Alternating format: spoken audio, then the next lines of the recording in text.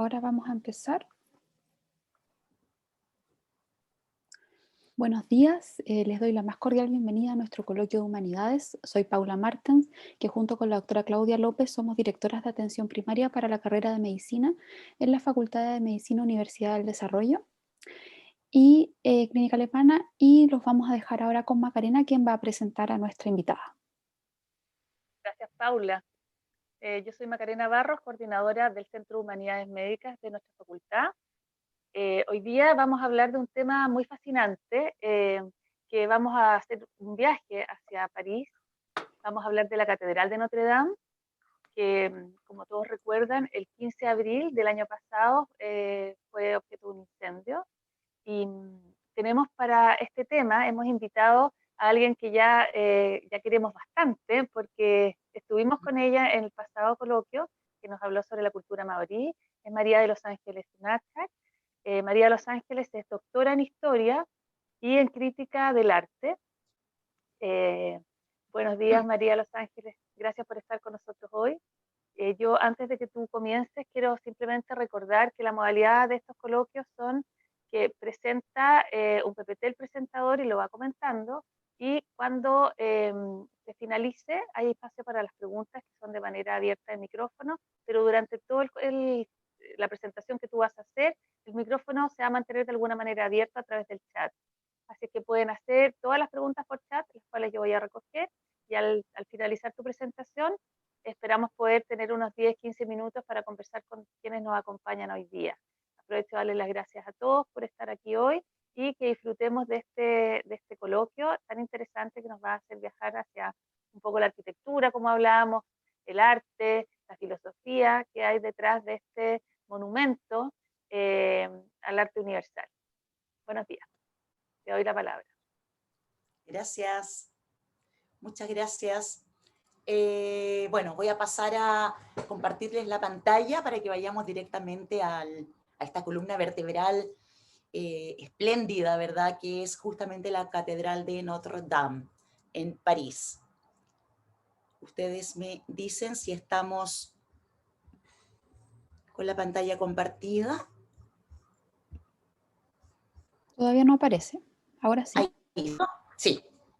Ahí sí.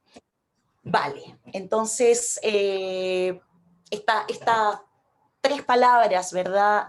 En latín son sumamente significativas para lo que significa el universo, ¿verdad? De esta tremenda catedral. Materiam superabat opus, ¿no? De alguna manera hacen relación con esta superación de la materia, ¿no? Que más allá de lo posible, la materia se manifiesta. Entonces aquí hay una doble mirada que es muy bonita y que es muy estética y que es muy interesante por lo demás, ¿no? De un lado lo filosófico teologal, que hace relación directa con esta metafísica de la luz, ¿no? Con esta posibilidad de ir proyectando la luz más allá del imaginario posible, ¿no? ¿Por qué? Porque es una luz que de alguna manera se conjuga con un verbo que va más allá de lo matérico, de lo material, ¿no? De la materialidad, y que es justamente la presencia divina, ¿no? De un lado está ese gran engranaje que liga por todos lados, transversalmente, horizontalmente, verticalmente, a esta maravillosa catedral. Y por otro lado también está la visión del cuerpo, ¿no? Lo corpóreo, que es la materia misma, y que vendría a ser como el esqueleto de la catedral de Notre Dame, ¿no? Este esqueleto que es capaz de sostenerla no solamente como casi un aparataje, ¿cierto?, del hombre, ¿no?, arquitectónico y técnico, sino que también es un sostener a través del tiempo, casi de una manera impactante, ¿no? Impactan estas catedrales góticas, alargadas, enormes, verticales. Verdaderamente hay una impresión, uno está frente a ella y se impresiona, ¿no? Hay siempre una mirada casi como de la perspectiva, como del contrapicado en el cine, ¿no? De mirar de abajo hacia arriba, ¿no? Esta perspectiva de bosque. Entonces la catedral de alguna manera también es eso, es un claro de bosque que se abre, es un claro de bosque interior con esta espiritualidad, luego es el bosque mismo que son todas las murallas, los vitrales, ¿verdad? Todas las columnas, ¿no? Que van conformando esta estructura orgánica, porque eso tiene la forma prácticamente de un vegetal, y hacia la periferia, bueno, el mundo, ¿no? Entonces también está este establecimiento filosófico, sociológico, que posiciona la catedral en sí misma, ¿no? Todas las catedrales góticas, como una suerte de intramuros y extramuros, ¿no? Un espacio religioso, sagrado, ¿verdad? El umbral de lo sagrado, al que penetramos desde un umbral, ¿cierto? Un poco más amplio, que sería como la restitución de lo pagano o de lo profano.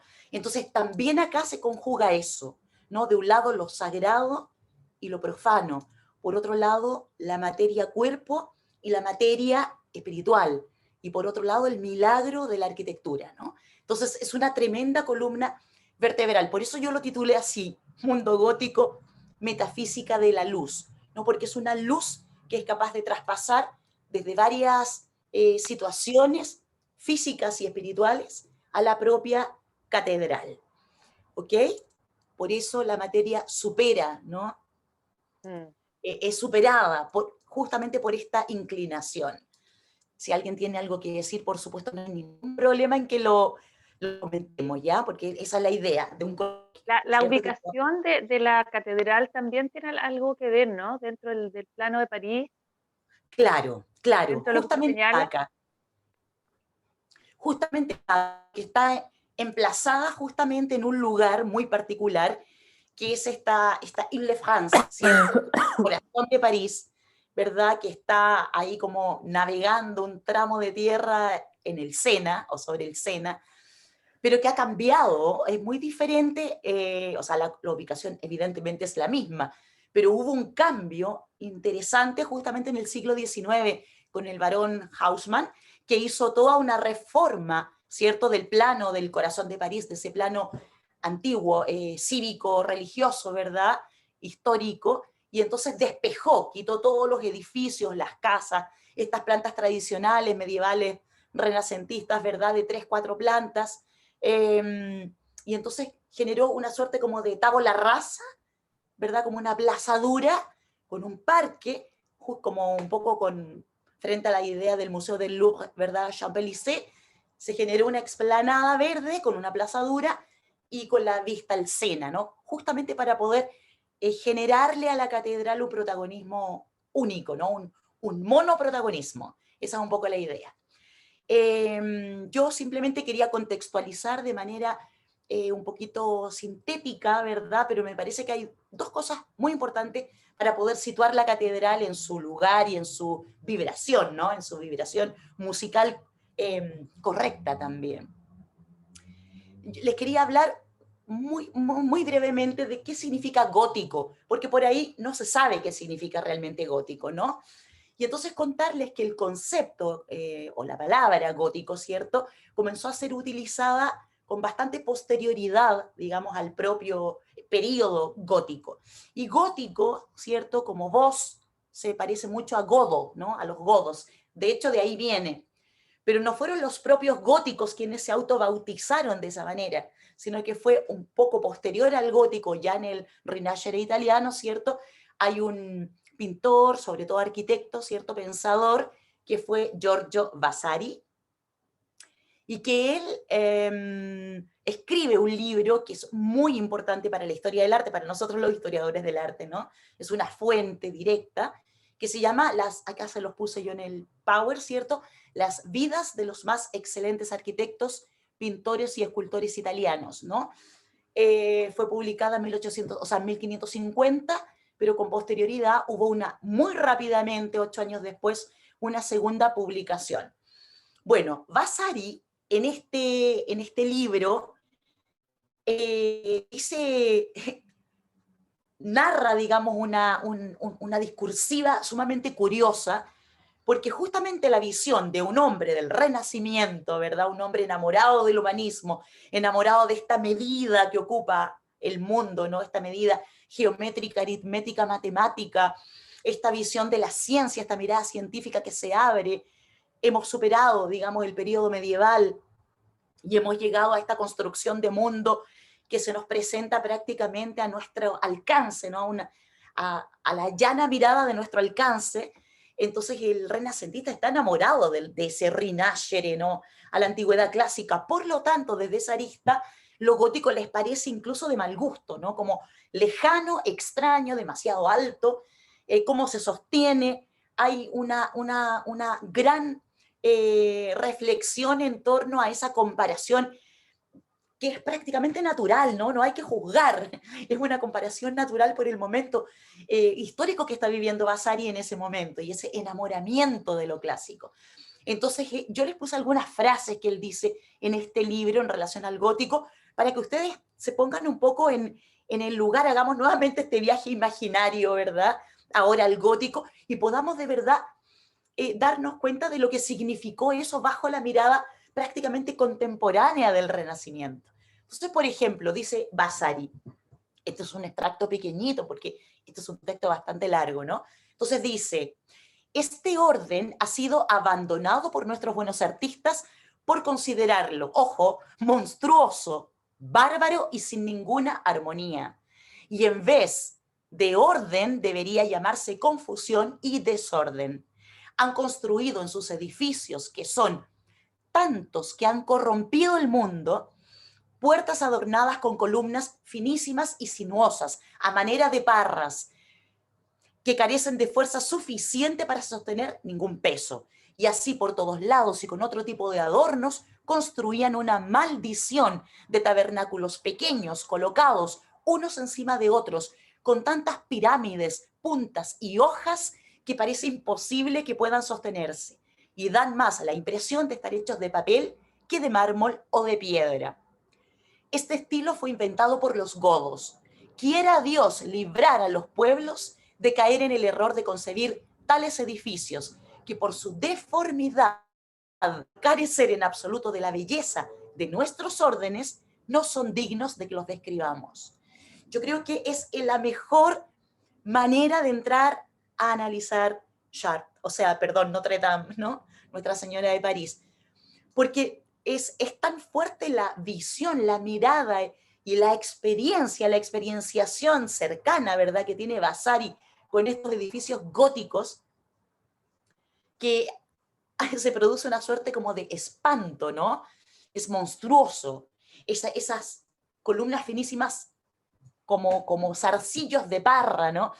Entonces hay una sustancia en la metáfora que plantea Vasari que nosotros no podemos juzgar porque es una mirada muy válida, muy legítima. Y uno en el arte y en la historia del arte de verdad tiene que aprender a abrir las antenas y las miradas y los ojos, ¿no? Y a poder apreciar cada etapa en su contexto, en su momento, en su espesura, ¿no? Y en su contextura. Entonces, interesante incluso lo que dice Vasari. ¿Por qué? Porque genera un contraste tan grande con lo que probablemente nosotros vamos a sentir en relación a la Catedral de Notre Dame, que es justamente interesante también para catapultar una visión renovada del gótico. ¿Vale? Por eso quería comenzar con esa cita que me parece perfecta, ¿no? Y nada, de contarles que el gótico tiene 4 grandes etapas, ¿verdad? Hay un primer gótico, el primitivo, protogótico, gótico primario, hay muchas maneras de llamarlo. Y justamente en ese contexto se inscribe la Catedral de Notre Dame de París. Así que yo no voy a avanzar al resto de los góticos para explicarlo porque me parece que no viene mucho al caso para efectos de esta clase o de este coloquio, pero luego cuando ustedes ya tengan acceso evidentemente al Power, ¿cierto?, a la presentación, yo les sugiero que lean todos estos datos porque les van a servir muchísimo para poder entrar con mayor propiedad a poder entender un poco más sobre el gótico. Así lo haremos. Así, me parece muy bien. Entonces, a partir del 1150, ese sería de alguna manera como el año que se considera como la partida, el arranque del gótico. Parte unos años antes, ¿no? Porque obviamente hay que hacer una construcción, ¿verdad? Pero 1150 es un año muy importante porque de ahí en más comienza la construcción, la reconstrucción sobre una iglesia que ya existía, también en la zona de Île-de-France, que va a ser la iglesia de Saint-Denis, que es una de las más importantes, de hecho es la primera con intervenciones góticas por sobre un entramado románico que se encontraba en el lugar, y ahí el abad Suger, que es de alguna manera el responsable del gótico, un abad, cierto, benedictino, de ese contexto de época, que es un hombre muy interesante, muy culto y muy importante, es quien da justamente el paso a lo gótico. Hay varias historias acá que de alguna manera transitan entre el mito y la historia, ¿no? Y que tienen que ver con ciertas ensoñaciones que tuvo el abad Suger, que en alguna de estas ensoñaciones se le aparece una niña que llora, ¿no? Y que finalmente logra como penetrar en su propio sueño para poder ayudar a esta niña, y de pronto él se da cuenta de que es la Virgen María. Y la Virgen en su llanto, ¿cierto? En este llanto que es silencioso, ¿no? Pero que es muy lacrimógeno, ¿no? Que fluye la lágrima y que él se entristece mucho por esta situación de ver así a esta niña, que después él la interpreta como que es como María, ¿no? Como una aparición de María en su sueño. Ella le explica, le dice, o le expresa, mejor dicho, que hay que hacer una renovación en la iglesia, que estamos perdiendo fieles, que la iglesia ha perdido el protagonismo porque se ha vuelto oscura, se ha vuelto poco vivaz, poco viva, ¿no? Que aquí hay un andamiaje que hay que renovar. Suger es el abad, es un hombre cultísimo, ¿verdad? De hecho, él fue el maestro, ¿verdad? Del rey, del futuro rey Luis VII, ¿cierto? El hijo de Luis el Gordo, Luis VI. Y entonces es un gran maestro, ¿no? Un gran pensador al mismo tiempo y un gran formador, por supuesto, de la nobleza del contexto histórico. Y él no sabe muy bien qué hacer, pero de pronto llega a su iglesia y se da cuenta de que verdaderamente este sueño tiene una correspondencia con la realidad y que verdaderamente la iglesia se encuentra en un estado como congelado, detenido, no es atractiva, no se abre a la naturaleza, no se abre a la creación, que es la expresión magnánima, ¿cierto?, de belleza y de armonía divina. Por lo tanto, ahí Suger comprende, esto es muy largo de explicar, yo no voy a entrar a detallar más, pero de una manera ahí él comprende esta unicidad del pensamiento, ¿cierto? De la Virgen, este pensamiento teologal, este pensamiento metafísico, y logra materializarlo en este programa, ¿verdad? En el que se involucra en primera persona con la reforma de la iglesia de Saint-Denis, San Dionisio, ¿verdad? En París. Y entonces esta imagen justamente es aquello, ¿no? Es el rey visitando obviamente la construcción de la iglesia de Saint-Denis, que es como la hermana mayor de Notre Dame y que son muy cercanas en época. Entonces es interesante ver cómo el rey, vestido ahí con su capa, con su vestido, ¿no? Azul, ese azul profundo. Esto es una miniatura, ¿no? En este azul profundo, con una cobertura de flores de lis doradas, ¿no? Bordadas con hilo de oro, y la corona, por supuesto, visita el lugar, el terreno en donde se está llevando a cabo la construcción de Saint-Denis. Y entonces es interesante ver cómo aparecen estos señores medievales, ¿verdad? Estos góticos, que uno está acostumbrado a verlos en otro tipo de situación, o en general no estamos tan acostumbrados a ver al pueblo que construye con sus manos la iglesia. Y entonces es interesante ver aquí los marmoleros, los canteros, el carro con los caballos y la madera que se va trasladando al lugar, ¿verdad?, de la tensión en donde se origina la construcción y reconstrucción. Y entonces vemos ahí los andamios, las ruedas, todos los artilugios, ¿verdad?, necesarios para poder llevar a cabo esta inspiración de Suger. Y Suger, justamente por ello, se autorretrata de alguna manera en uno de los vitrales más importantes de Saint-Denis, y en donde le entrega como regalo esta suerte como de maqueta de vitral a la Virgen, ¿no? Entonces de ahí entramos a esta amalgama mariana, ¿verdad?, de dedicación a la Virgen María en general por parte de todas las iglesias góticas que se encuentran en París. Entonces ahora ya entramos al nudo, ¿verdad?, y a esta frecuencia sonora que es a la Catedral de Notre Dame. Yo les puse aquí algunos datos que me parece que son re interesantes de manejar o de aproximarnos poco a poco a ellos. Jean Michel es el arquitecto más importante de Notre Dame. La verdad que él tiene a su cargo la obra, pero por supuesto en algún momento él fallece. Entonces hay una seguidilla de arquitectos muy importantes, muy renombrados, muy conocedores, muy cultos de lo que significó la proyección de esta catedral, ¿ok? Que van a continuar obviamente con el programa instaurado por Jean Michel. Y ellos son Pierre, y con un poquitito más adelante en el tiempo, nuevamente otro Pierre Michel, que son todos familia, ¿cierto? Casi una genética que se iba heredando de grandes arquitectos, ¿no? Jean Raby es el único arquitecto que no es parte de esta familia, que participó de la construcción de Notre Dame, y que es muy importante porque es él quien adiciona en la catedral una estructura arquitectónica que no se conocía todavía, que se llama arbotantes, que en unos minutitos más lo vamos a ver en imagen porque de esa manera lo vamos a entender mucho mejor.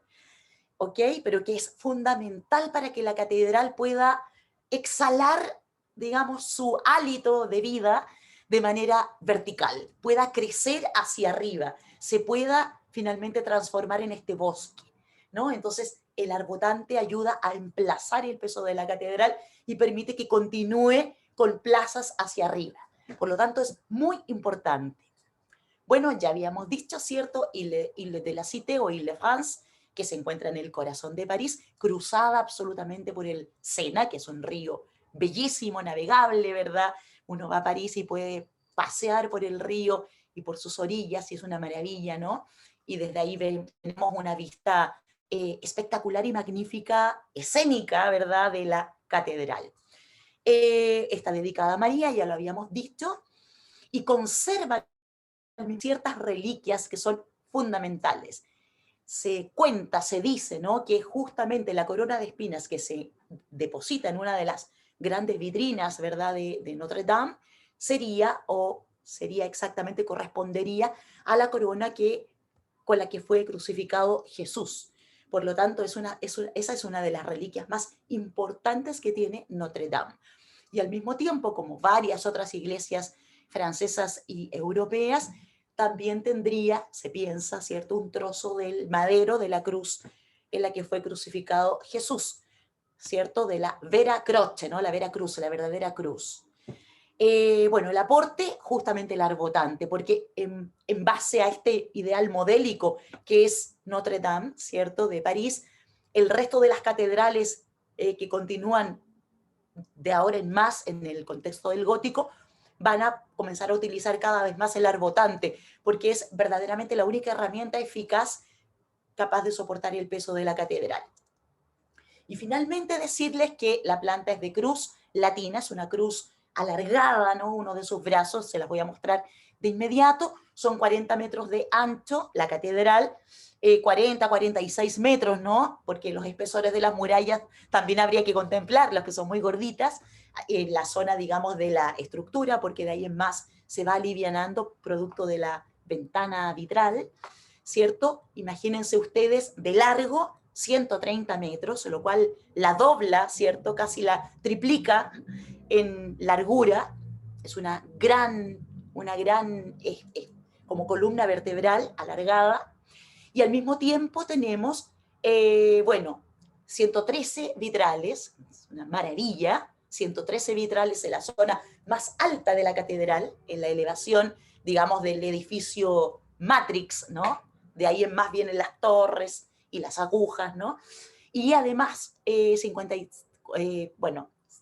13,5 metros de diámetro, los 3 rosetones que ha conservado, ¿no?, que son los originales, pero que, ¿por qué digo conservados? Porque hubo una de las restauraciones pareciera ser la menos aceptada dentro de la historia del arte, que fue justamente la que en pleno barroco hizo Luis XIV y que mandó justamente a cambiar los vitrales, imagínense ustedes, de colores de Notre Dame por vidrios transparentes, porque Luis XIV, el llamado Rey Sol, quería que penetrara el sol de tal manera que generara una situación como refulgente para justamente abrillantar el paso de los carros, de los carruajes que entraban con él, incluso dentro de la catedral. Él entraba con los carruajes procesionales dentro de la catedral, no, con los carruajes. Por lo tanto, hizo también sacar algunos pilares importantes que había en el acceso de Notre Dame para justamente tener esta visión apoteósica de acceso al espacio sagrado. Y eso generó, obviamente, imagínense ustedes, una pérdida enorme de los vitrales originales, que con el tiempo se han ido reponiendo, no los originales, sino que algunas copias, algunas reproducciones muy interesantes, especiales, ¿no? Específicamente realizadas para ello, en otro contexto, ¿cierto? Pero los únicos vitrales que conservaron el original, el vidrio original gótico, ¿cierto? Fueron los 3 rosetones. Por eso es importante de destacar. ¿Ok? Son 5 naves interiores, aquí en la planta se nota muy bien, acá tengo la planta arquitectónica, imagínense ustedes acá los 130 metros de largo por 46 a 50 metros más o menos, ¿no? Dependiendo del espacio del sector de ancho, esa sería la anchura de la catedral de Notre Dame. Acá tenemos una elevación, una fotografía, ¿cierto? Muy bonita, muy interesante, en escala de grises. Y acá tenemos claramente la estructura de la catedral. Acá está el acceso, donde yo les estoy mostrando con el mouse, ¿verdad? Aquí está el acceso. Penetramos a través de esta puerta principal, que al mismo tiempo se abre al costado izquierdo y al derecho, con 2 puertas secundarias, y que una vez entrando, ingresando a la catedral, se nos abren incluso 2 pasillos más. Por lo tanto, estamos hablando de una iglesia de 5 naves. Nave es un concepto marino, muy utilizado por el cristianismo, ¿no? La nave en la que penetramos al mar, en un mar calmo, tranquilo, sereno, pero que también de pronto choca, ¿cierto? Y se estremece con la tormenta y con la furia del agua, ¿no? Que serían de alguna manera las crisis existenciales, las crisis de fe, ¿no? Todo el aparataje de la arquitectura medieval, la verdad que está basado en un lenguaje marino, ¿no? De ahí el pescador de hombres, ¿no? Hay toda una correspondencia que tiene que ver con la palabra, ¿no? Escrita en la Biblia. Es muy hermoso eso es para otro coloquio, la verdad, toda esa simbología. Entonces son 5 naves, una central, 4 naves laterales, llegamos a la cabeza de la iglesia, fíjense que acá está esta cabeza como si fuese una media naranja, ¿verdad? Un semicírculo, ahí se encuentra lo más importante, que es la cruz de Cristo, y este elemento que va como redibujando esa primera estructura de cabecera, ¿verdad? Hay 3 franjas que lo redibujan, ¿verdad? Se llama girola, y es un elemento que fue asociado, ¿cierto? Adicionado a las catedrales ya en el románico a raíz de las peregrinaciones, ¿no? El románico, que es la época anterior al gótico, fundamentalmente tuvo una vinculación muy grande con las peregrinaciones a las reliquias que tenían las grandes iglesias. Entonces se tuvo que amplificar en espacio la catedral. Básicamente esa es la planta de Notre Dame. Fíjense ustedes en el imaginario, cerrando un poco los ojos, que uno ve claramente la cruz del interior. ¿Se dan cuenta? El ingreso, y acá otro elemento que cruza ese ingreso y se genera sustancialmente la forma de la cruz.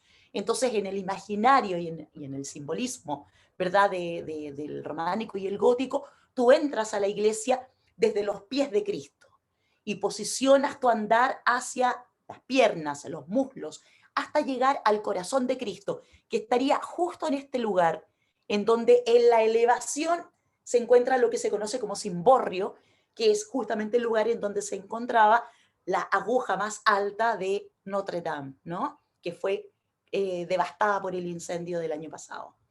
Y luego entras a la dimensión de los brazos abiertos de Cristo en la cruz, con la simbología directa del crucificado en la planta de la iglesia, para llegar a la cabeza de Cristo, que estaría en la zona del ábside o cabeza, y ahí es en donde se realiza el rito, ¿no? Ahí está el altar. Entonces ahora ya entramos directamente en Notre Dame. Acá está es interesante señalar este lugar, es este estuco en el suelo, en la piedra, en donde se señala el punto cero de París. O sea, desde este lugar que se encuentra justamente ahí en Notre Dame, se dispara toda la gráfica corpórea, ¿cierto?, del mapa de París. Todas las distancias se miden desde este lugar, porque es un lugar troncal para la cultura parisina. ¿Ok? Yo quiero pasar a mostrarles imágenes de Notre Dame muy pronto, ¿cierto? Pero acá yo les escribí una suerte de cronología, ¿no? Fui construyéndola ahí, rescatando o intentando más bien rescatar aquellos hitos más importantes de Notre Dame de París. Entonces, bueno, 1163 es un año que yo se lo señalo de inmediato porque es el momento en que comienza la construcción de Notre Dame. Así como la construcción de Saint-Denis comienza con el abad Suger, ¿cierto? La construcción de Notre Dame de París comienza con el obispo, que también era benedictino, Maurice de Sully. Y entonces es un hito muy importante, ¿no? Que de aquí en adelante permite comenzar a ver esta construcción tan curiosa, tan peculiar, tan particular y tan bella, ¿no? Bueno, se encontraba en este solar la ruina de la iglesia de Saint-Étienne, que era de corte románico, más antigua, y sobre esa ruina se comienza a construir, obviamente, la iglesia de Notre Dame. ¿Ok? 1163, no olviden ese año porque es importante. Bueno, luego hay algunos acontecimientos importantes. En el 82, por ejemplo, se consagra el altar mayor de la iglesia de Notre Dame, todavía en una suerte como de media construcción, ¿cierto? En una suerte, entre comillas, como de tijerales solamente, y entonces Sully va a poder celebrar su primera misa. Ese también es un hito muy importante, porque es emblemático también para aquella bajada de la credibilidad, ¿cierto?, sustancial, católica, apostólica y romana que cruza completamente la catedral, ¿cierto?, en todo su esplendor. Luego, en 1220, ya pasando al siguiente siglo, se remodela todo lo que se conoce como la bóveda de crucería, se agranda esta bóveda de crucería para justamente poder amplificar este primer estilo gótico, este gótico primario en Notre Dame, ¿cierto? Intentar amplificarlo a un gótico un poco más maduro, más avanzado, y de esa manera que crezca todavía más. Por lo tanto, muy importante 1220. Bueno, luego continúan algunos hitos más interesantes. Llegamos acá al hito del maestro Gaudí, ¿cierto? En el 1300, han pasado ya bastantes años, y él incorpora los arbotantes. Y esto sí que genera que la altura de Notre Dame catapulte ya a una dimensión sobrenatural, ¿cierto? Sobrenatural, absolutamente. Se termina de construir en 1345. Imagínense ustedes, de 1163 al 1345, son más de 2 siglos, ¿no?, de construcción. Por lo tanto, son muchas las generaciones que vieron construir esta hermosa iglesia. Aquí está siglo XVIII, ¿cierto?, en pleno barroco, bajo la corte de Luis XIV, lo que yo ya les había comentado. Y acá les quiero mostrar un corte, ¿cierto?, del arbotante. Arbotante. Arbot. No sé a qué palabra castellana les resuena arbot. Arbot, ¿no? Es el árbol, es un árbol.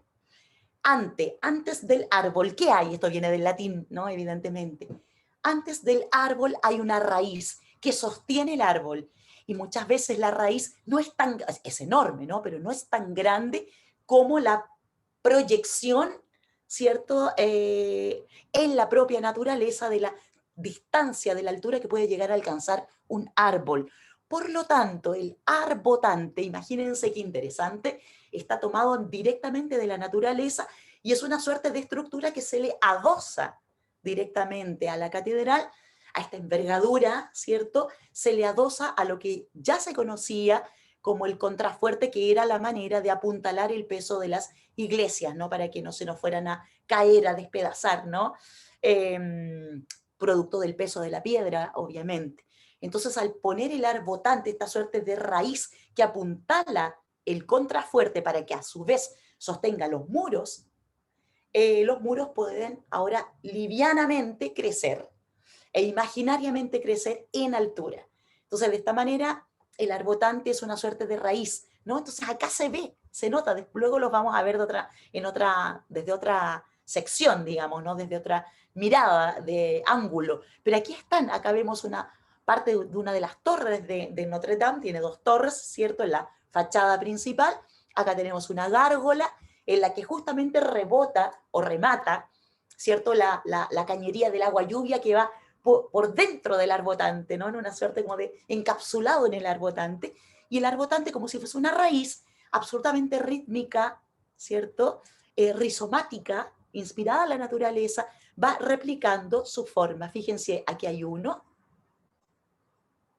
y esto sería el contrafuerte, ¿no? Que es una muralla, como un segundo murallón que se sale de la estructura normada, ¿cierto? Para justamente poder ayudar o coayudar a este engranaje que es capaz de sostener el peso. Entonces tenemos aquí un primer arbotante, luego un segundo, un tercero, un cuarto, un quinto, una suerte como también de caja torácica, ¿no? Son una suerte como de costillas agarradas a justamente un elemento central, ¿no? Entonces también ahí hay una armonización corpórea. Es muy bonito de mirar solamente como estructura, ¿no? Es como si la dentada estuviese por fuera del cuerpo, ¿no? Y eso embellece sin duda y le genera una suerte como de ancla, de anclaje exterior, que nosotros podemos visualizar a esta tremenda nomenclatura, ¿cierto?, alucinante que es la altura de Notre Dame. Acá yo les puse un par de imágenes ilustrativas de este motivo, ¿cierto?, del arbotante. A la derecha, estas son fotos de libros, ¿no?, que siempre son las mejores.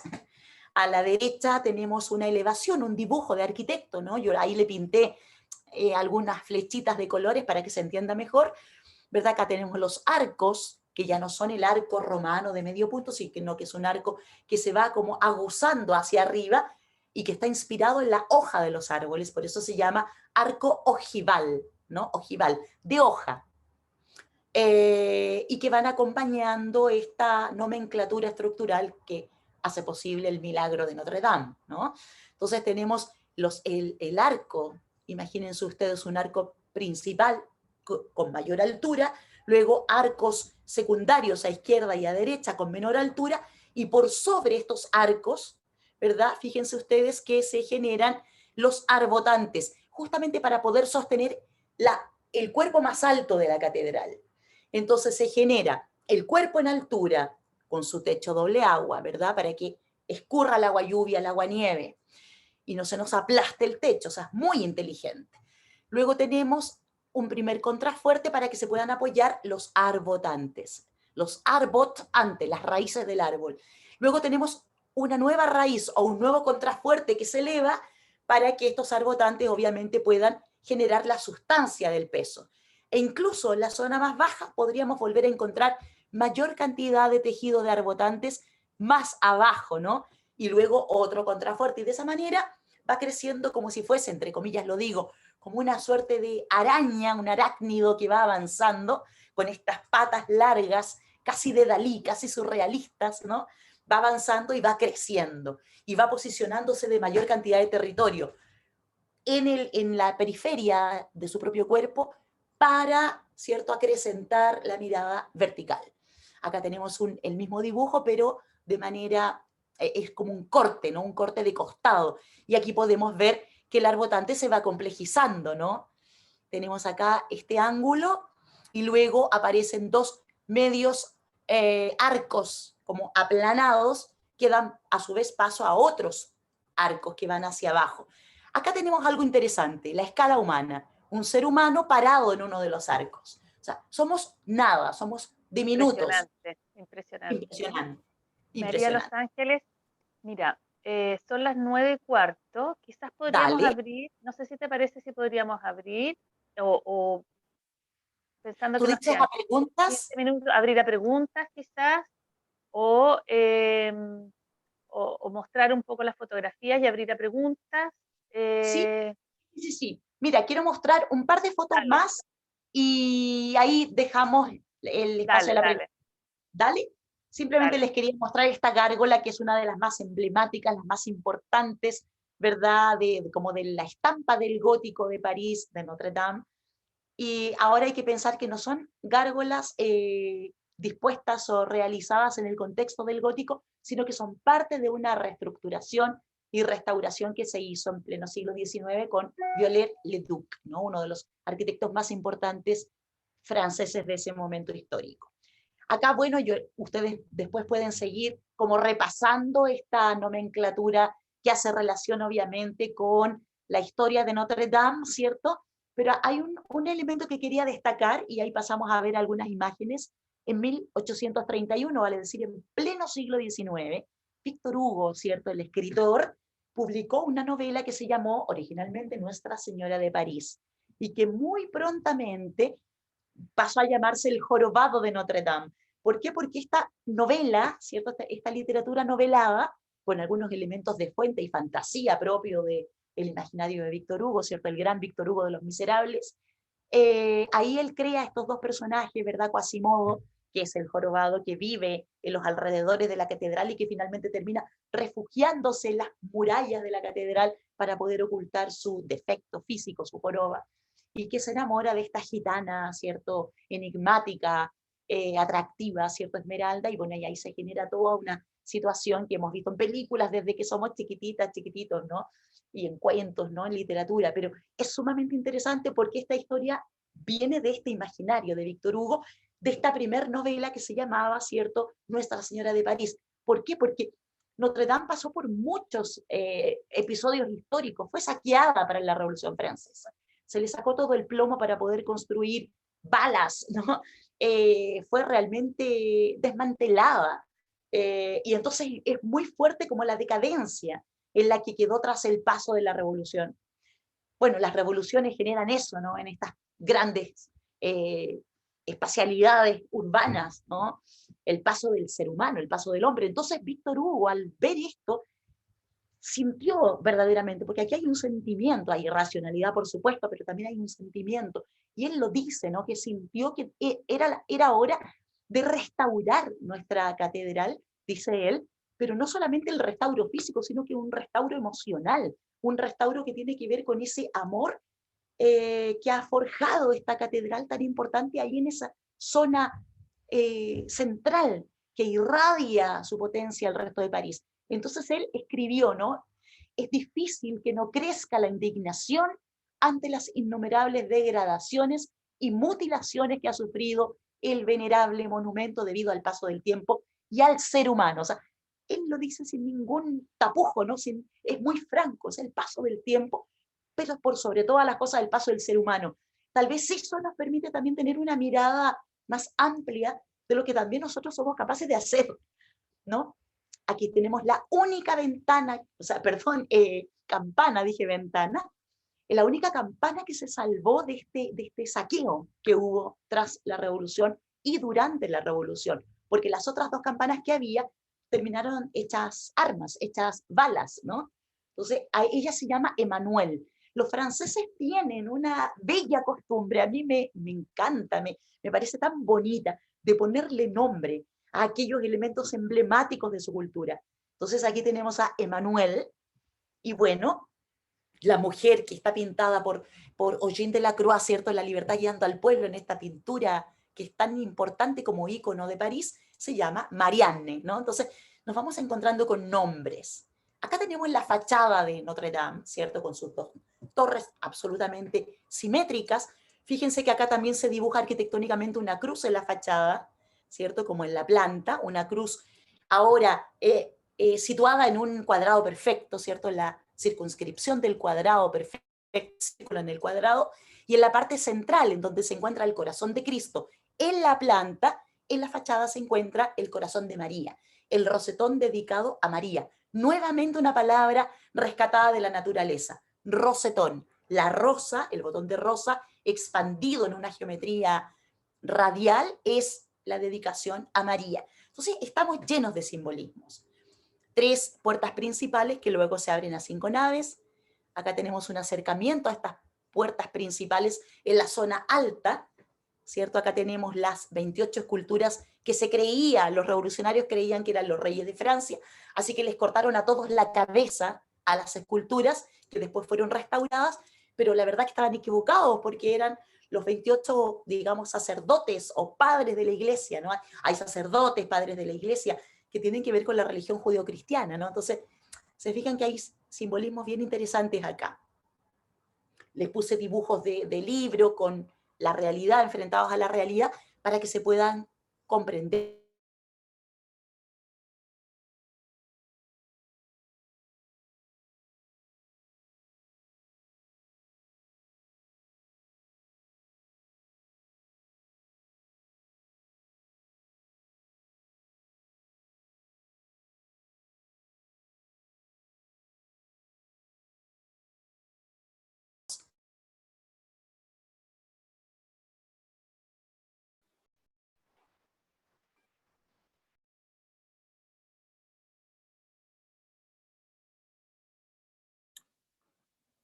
Ahí sí, Ahí sí. ¿me escuchan? Ahí sí. Y parece que María de los Ángeles, no sé si ustedes la ven, se me quedó el PPT, pero no la logro escuchar. No, yo creo que tuvo problemas con el internet porque se quedó como Puede ser. pegada. Si vamos a esperar que vuelva, bueno, no sé qué es lo que les pasó a ustedes al escuchar esta. Mira, está tu gato, Paula. Sí. No es casual, no sé qué les pasó a ustedes al escuchar esta presentación, pero realmente, por lo menos yo he tenido la oportunidad de estar y ya es tanta la información que nos entrega que uno no sabe mucho por dónde comenzar las preguntas. Había una que, que creo que hizo María José Garit, que era sobre el tema de la restauración. ¿Cuándo había sido la última restauración que se había hecho? Eh,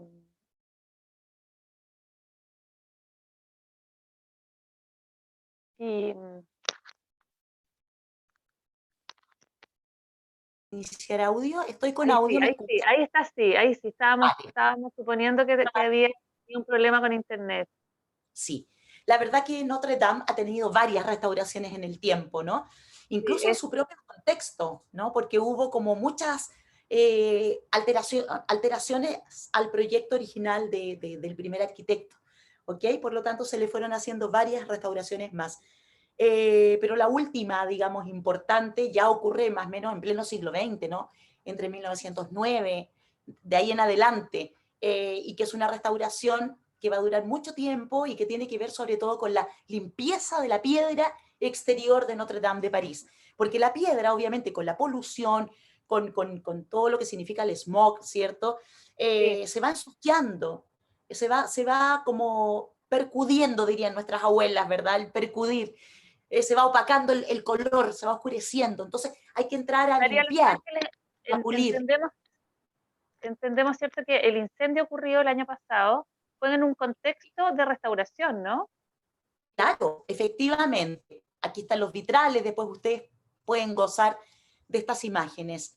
Mm. Claro, el incendio lamentablemente, acá yo les tengo el dato del incendio, ¿cierto? Abril de 2019, el 15 de abril, no les voy a leer obviamente la noticia, pero yo les puse como un extracto de noticia, ¿no? Del momento, para que luego ustedes lo vean, está obviamente con su respectiva página web, con su referente, y aquí está como el episodio más dramático de la catedral, que fue efectivamente el desplome de la aguja más alta de la catedral de Notre Dame, que es justamente la aguja producto de este restauro tan largo que hizo Viollet Leduc, ¿no? Viollet Leduc o Viollet Leduc.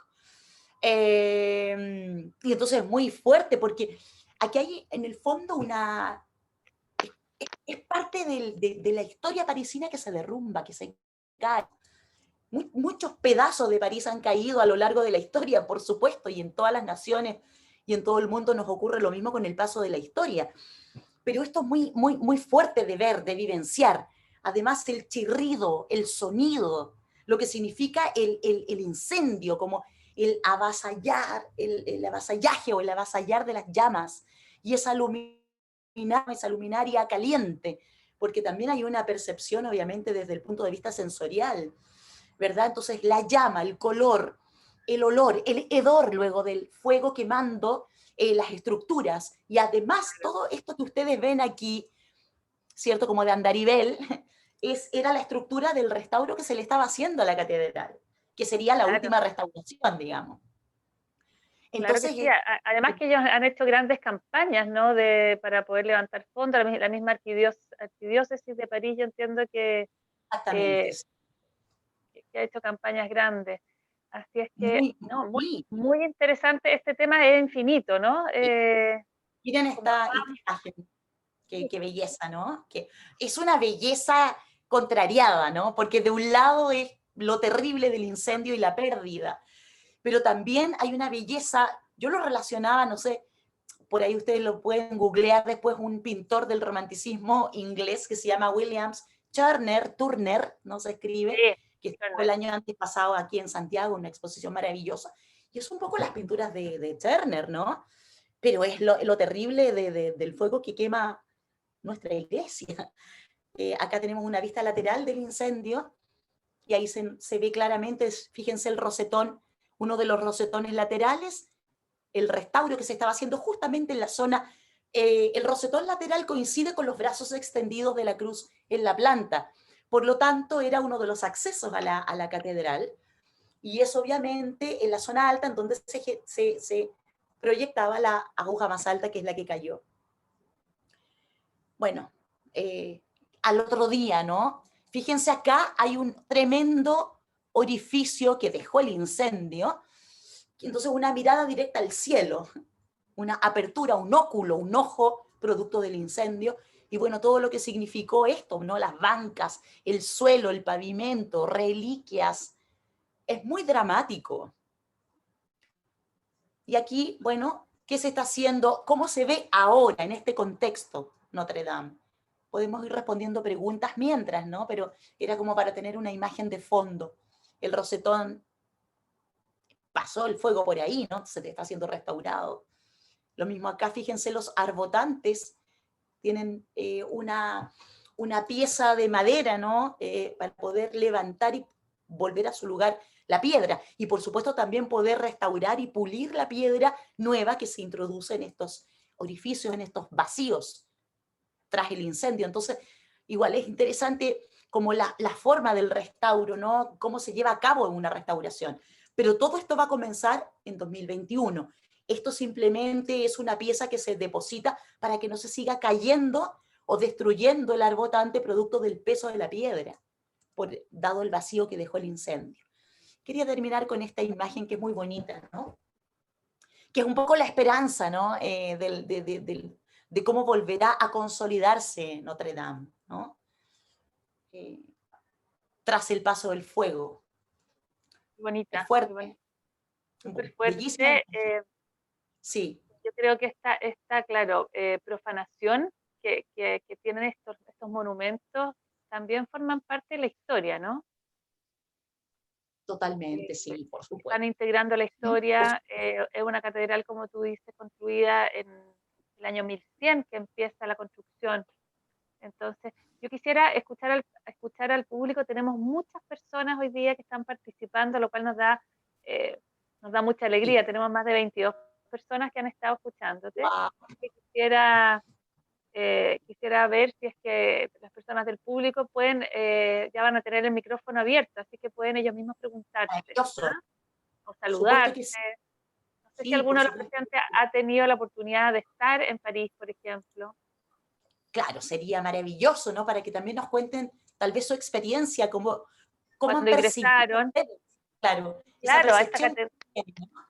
Que es bonito de compartir. catedral, además que fue hecha en homenaje, ¿cierto?, a la Madre de Jesucristo, a Claro, por Nuestra supuesto, Señora de París.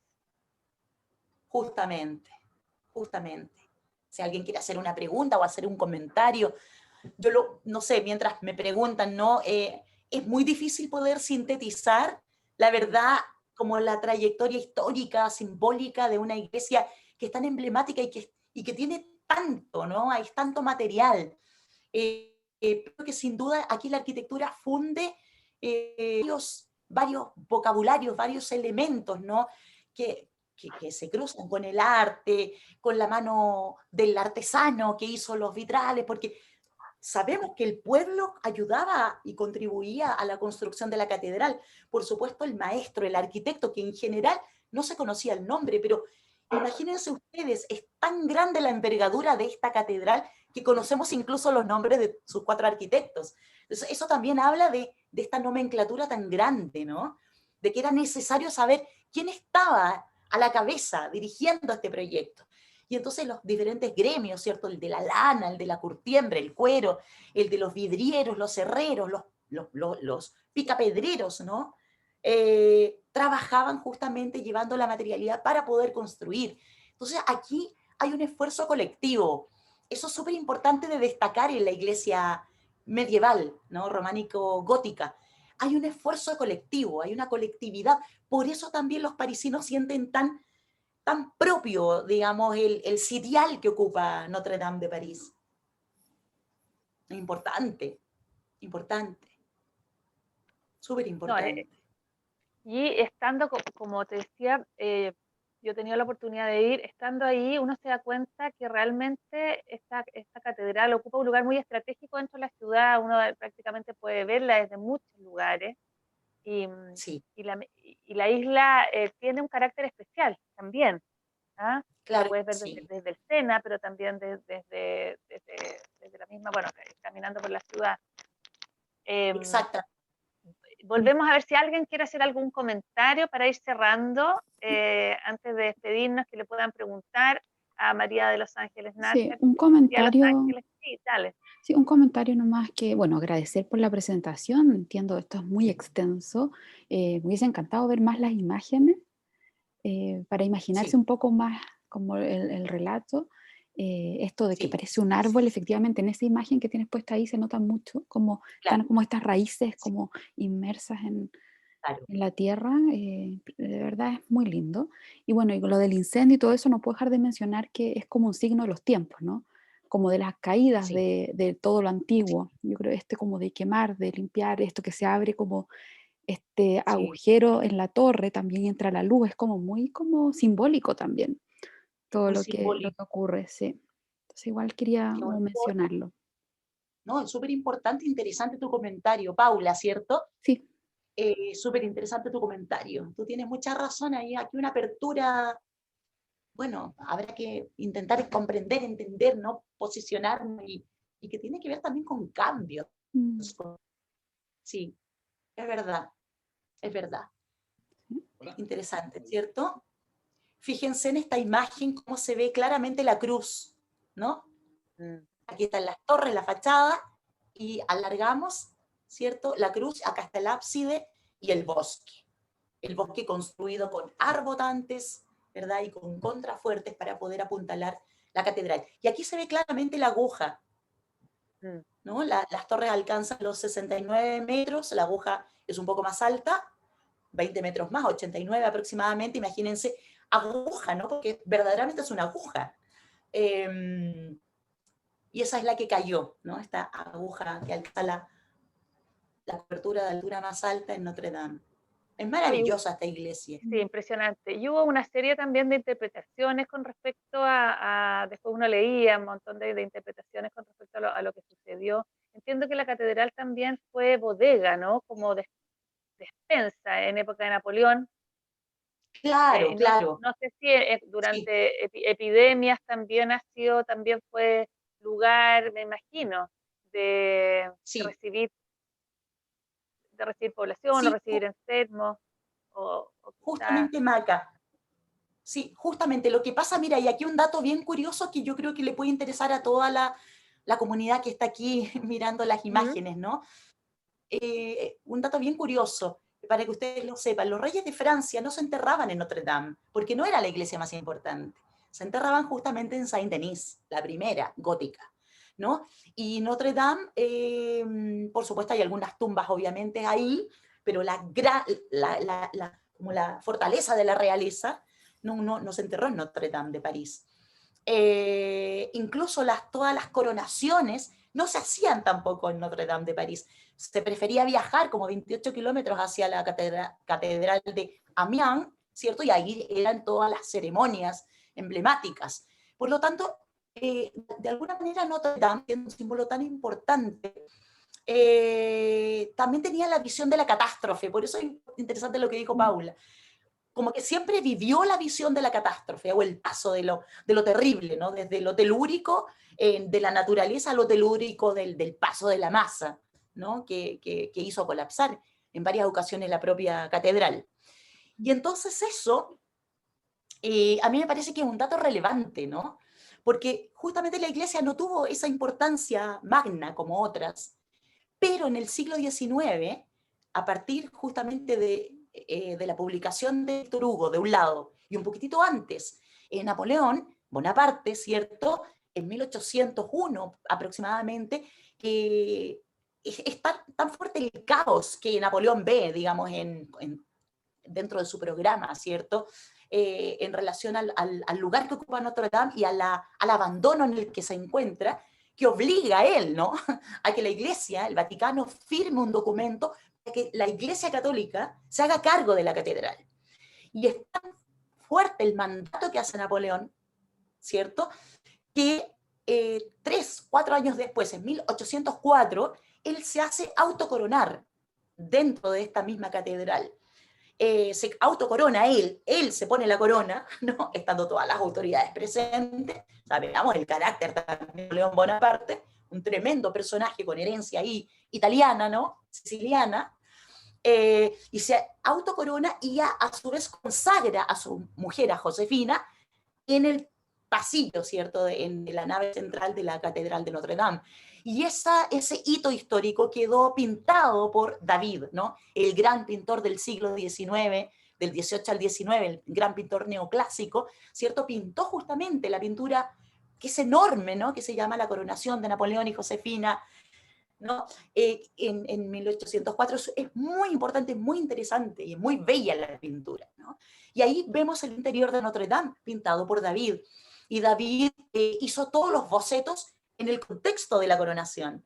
Y después necesitó como replicar algunos elementos que no lograba hacerlo sin la multitud dentro de la catedral, y tuvo que hacer, lo digo entre comillas, ¿no? Una suerte como de casting para que muchos parisinos fueran de nuevo y se volviera a montar como la ficción de la coronación, para poder volver a posicionar los cuerpos, ¿no? y hacer un boceto más amplificado.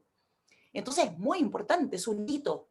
Se hizo una transformación interior con decorados, con cortinajes, con terciopelos, con patos, una cosa impresionante. De alguna manera acá nos recuerda una persona del chat que en el fondo estos saqueos, o lo que hablábamos de cómo estos monumentos en el fondo van reflejando situaciones de descontento también de la población, la historia del mismo París, y de alguna forma esto también nos permite comprender también lo que ha estado sucediendo en nuestro país, yo creo.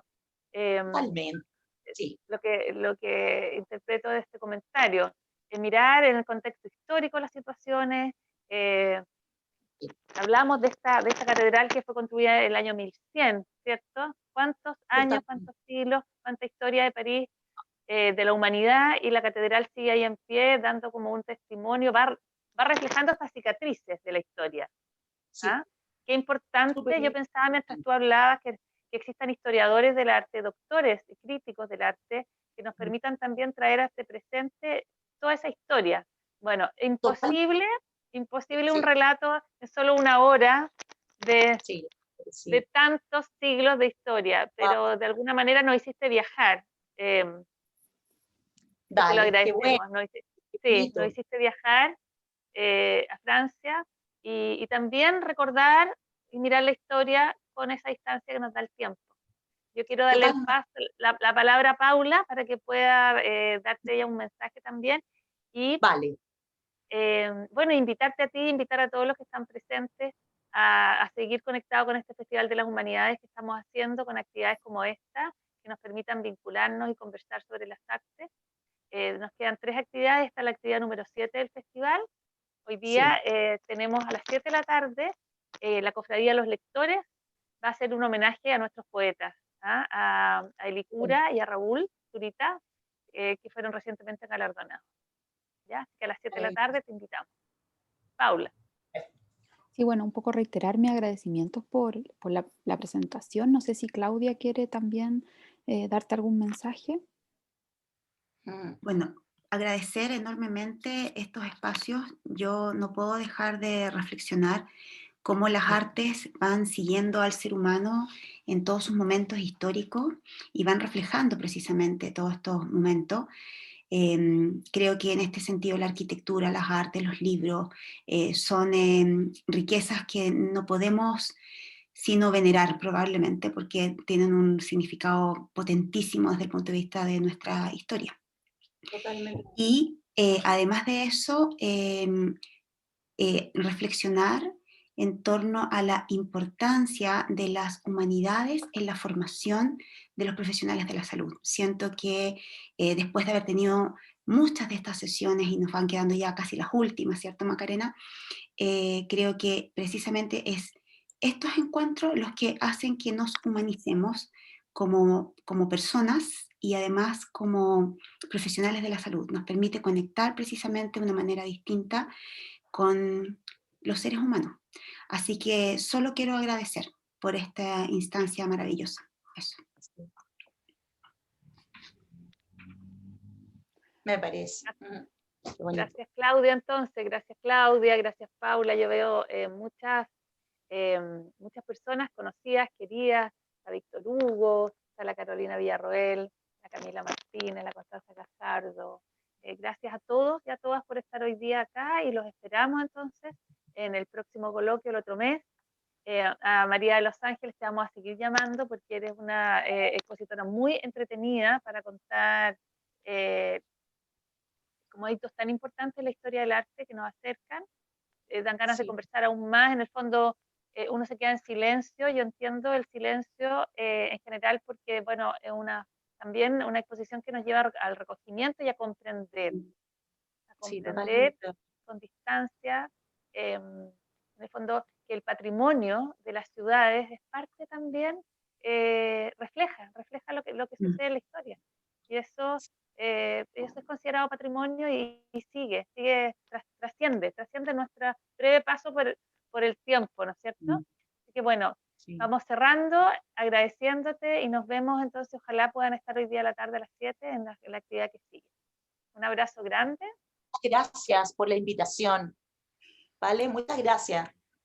A ti por haber estado tempranito aquí con nosotros. Un abrazo a cada uno y que tengan un excelente día. Un agrado estar con ustedes, de verdad. Contribuir ahí a la salud desde las humanidades y el arte.